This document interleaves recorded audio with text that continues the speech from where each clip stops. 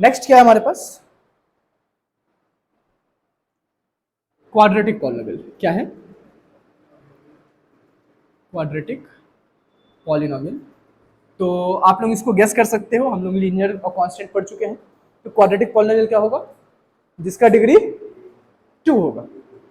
ठीक है, ऐसे पॉलिनोमियल जिसका डिग्री क्या हो जाए, 2 हो जाए। तो अगर किसी पॉलिनोमियल के नंबर ऑफ डिग्रीज 2 है तो उसका नंबर ऑफ जीरोस क्या होगा, 2 होगा। Number of intersections with its variable 2 होगा, कोई दिक्कत है इसमें। और इसका जनरल फॉर्म क्या हो जाएगा, जनरल फॉर्म क्या हो जाएगा इसका, ax square plus B X plus C. ठीक है, जहां a 0 नहीं हो सकता। ठीक है, क्यों, क्योंकि अगर ये 0 हो गया तो ये वाला टर्म कैंसिल आउट हो जाएगा, अब ये बन जाएगा लीनियर पॉलिनोमियल। बाकी दोनों 0 हो जाए फर्क नहीं पड़ता है। ठीक है, क्यों, क्योंकि ax स्क्वायर भी तो क्वाड्रेटिक पॉलिनोमियल ही होगा। नंबर ऑफ टर्म से थोड़ी फर्क पड़ता है कि 3 टर्म होना ही चाहिए। ये तो क्वाड्रेटिक पॉलिनोमियल किसके ऊपर डिपेंड करता है, डिग्री के ऊपर, नंबर ऑफ टर्म्स के ऊपर डिपेंड नहीं करता। अगर ये डिग्री एक टर्म से सेटिस्फाई हो रहा है तो भी ये वही कहलाएगा। जैसे यहां पास टर्म एक ही है लेकिन डिग्री कितना है, 2, तो 2 किसका डिग्री होता है, क्वाड्रेटिक पॉलिनोमियल का। तो ये कौन सा पॉलिनोमियल हो गया, क्वाड्रेटिक पॉलिनोमियल। समझ में आया, कोई दिक्कत है इसमें। तो b और c 0 हो सकता है, ठीक है, लेकिन एक कभी भी 0 नहीं हो सकता, किसमें, क्वाड्रेटिक पॉलिनोमियल में। या फिर मैं ये बोल सकता हूं कि कोएफिशिएंट ऑफ एक्स स्क्वायर कभी भी 0 नहीं हो सकता।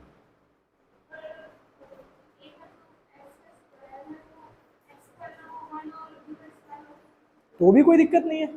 देखो जनरल फॉर्म में हम क्या करते हैं, व्हाट इज जनरल फॉर्म, सबसे पहले आप लोग थोड़ा सा ये समझो कि जनरल फॉर्म क्या होता है।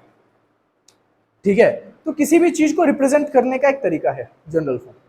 आप चाहो तो A X square plus B X plus C को क्या लिख सकते हो, P X square plus Q X plus R भी तो लिख सकते हो। ठीक है, it doesn't really matter what you are representing with it with. ठीक है, इससे कोई फर्क नहीं पड़ता कि आप रिप्रेजेंट किससे करते हो। whatever the coefficient of x square is there that cannot be 0. ठीक है, and if I am writing 0x square plus 5x plus 6, what type of polynomial it is, the highest power is 2, so degree is 2.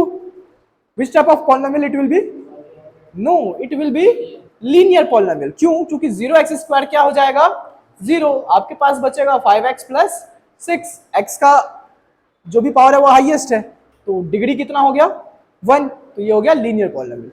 समझ में आया, कोई दिक्कत है इसमें। तो अगर x स्क्वायर का कोएफिशिएंट 0 है तो वो क्वाड्रेटिक नहीं होगा, हो पाएगा फिर। क्लियर है, ठीक। क्वाड्रेटिक पॉलिनोमियल अगर वेरिएबल नहीं, एक ही वैल्यू 0 नहीं हो सकती, होना चाहिए। एक कांट भी 0, a to the power 0, a का पावर 0 हो सकता है, उससे फर्क नहीं पड़ता है, क्योंकि a टू द पावर 0 1 है। समझ में आया, a 0 नहीं हो सकता। ठीक है, और क्या बता रहा था मैं, हाँ, क्वाड्रेटिक पॉलिनोमियल अगर वेरिएबल x है तो x एक्सिस को कितनी जगह से इंटरसेक्ट करेगा, 2 जगह से इंटरसेक्ट करेगा।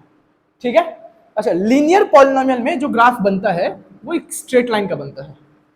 ठीक है, तो क्वाड्रेटिक पॉलिनोमियल में जो ग्राफ बनता है उसे हम क्या बोलते हैं, उसको हम बोलते हैं पैराबोला।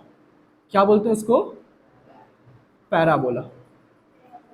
ठीक है, पैराबोला का मतलब होता है थ्रोइंग बॉल।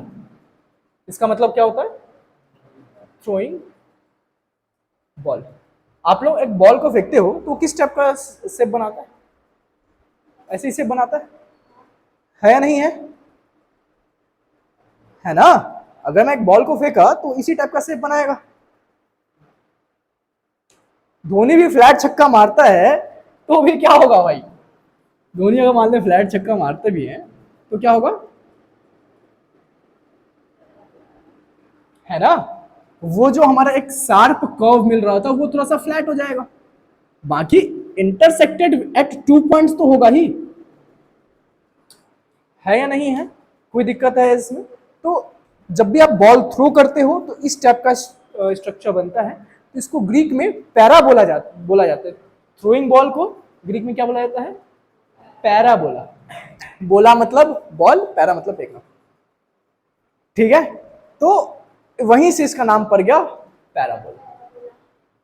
समझ में आया? कोई दिक्कत? क्या हो गया पीयूष? नहीं भाई, ऐसा नहीं है सब कुछ ग्रीक से उठाए हैं। देख भाई, मेन चीज है कॉम्प्लेक्सिटी ऑफ अ लैंग्वेज, ठीक है? अगर इंग्लिश में अशुद्धियां हैं, नो का स्पेलिंग क्या होगा?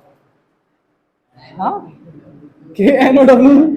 हाँ, तो एनो बोल रहा है, तो वही चीज है ना कि अगर अशुद्धियां हैं तो इजी है, ठीक है? तो लोग उसको पढ़ते हैं। संस्कृत साइंटिफिक लैंग्वेज है, तो हमारे जो वेद लिखे हुए हैं, जिसमें मतलब अगर आप ये बोलोगे कि इंडिया से क्यों नहीं लेते चीजें, संस्कृत से क्यों नहीं लेते, वेद से क्यों नहीं लेते, क्योंकि वो संस्कृत में लिखे हैं। आ रहा है समझ में? और एक बात बता रहा हूं, ठीक है?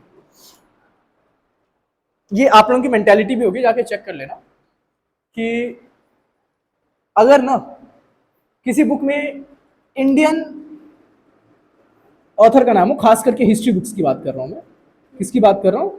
हिस्ट्री बुक्स की। और अगर आपकी आदत नहीं भी होगी तो कई लोगों की आदत ऐसी होती है कि अगर हिस्ट्री बुक है, ठीक है, तो जब तक उसके ऊपर फॉरेन ऑथर नहीं हो, कोई मानता ही नहीं उसको कि वो सच है। है या नहीं है सच्चाई भाई? तो देख लेना, ठीक है? तो थोड़ी बहुत रियलिटी है ये सब चीज। तो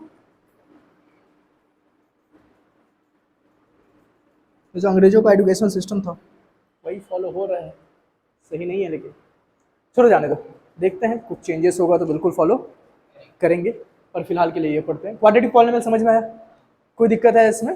ठीक। अच्छा, क्वाड्रेटिक पॉलिनोमियल में सर हम x की वैल्यू कैसे निकालेंगे, डिस्कस करेंगे, ठीक है?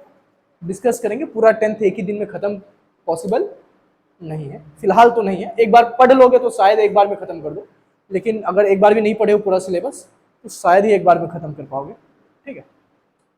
तो क्वाड्रेटिक पॉलिनोमियल क्लियर है? पक्का? डिग्री कितना होता है, नंबर ऑफ जीरोस कितने होते हैं, पॉइंट ऑफ इंटरसेक्शंस कितने होते हैं, और जनरल फॉर्म क्या होता है? ax² + bx + c। वहां क्या जीरो नहीं हो सकता? a, या फिर हम ऐसा भी बोल सकते हैं कोएफिशिएंट ऑफ x², या फिर लीडिंग कोएफिशिएंट जीरो नहीं हो सकता। कंफ्यूजन है इसमें? पक्का? ठीक। लीनियर पॉलिनोमियल में डिग्री एक ही होगा,